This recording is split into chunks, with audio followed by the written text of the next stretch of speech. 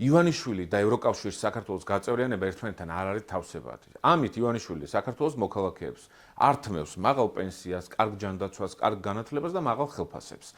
ივანიშვილი თავისი ავტორიტარიზმით ვერ იქნება ვერანაირ თავსებადი ევროკავშირის დემოკრატიულ ღირებულებებთან და ამიტომ მის პატარა ბიჭებს გამოიყვანს ხოლმე პერიოდულად და ალაპარაკებს, რომ ევროკავშირის გაწევრიანება საერთოდ კითხვის ნიშნის ქვეშ დააყენონ. რუსებს ეჩქარებათ, რომ საქართველოს ჩამოშორდეს საერთოდ ევროპულ ორბიტას და გააქრონ პოლიტიკური საერთაშორისო დღის წესრიგიდან საქართველოს და მისი ევროინტეგრაციის პროცესი.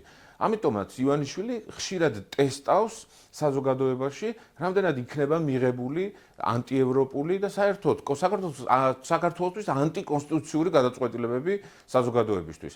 ანტიკონსტიტუციურია საქართველოს პარლამენტის ეგრეთ წოდებული პარლამენტის მხრიდან პაპუაშვილის განცხადება ანტიკონსტიტუციურია, როცა ამბობს ის სახელმწიფო მოხელე. როცა ამბობს, რომ საქართველოს შეიძლება საერთოდ არ გაწევრიანდეს ევროკავშირში და ევროკავშირის გაწევრიანება იქნება დარღვევა.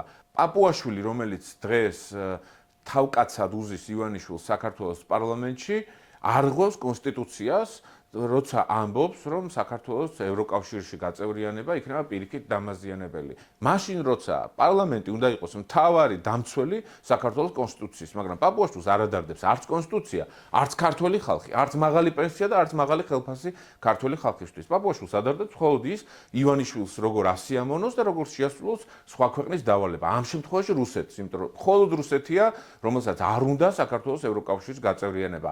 რუსეთია, რომელსაც არ უნდა ეკონომიკური განვითარება და არ უნდა დემოკრატია და არ უნდა კეთილდღეობა ქართველი ხალხისთვის.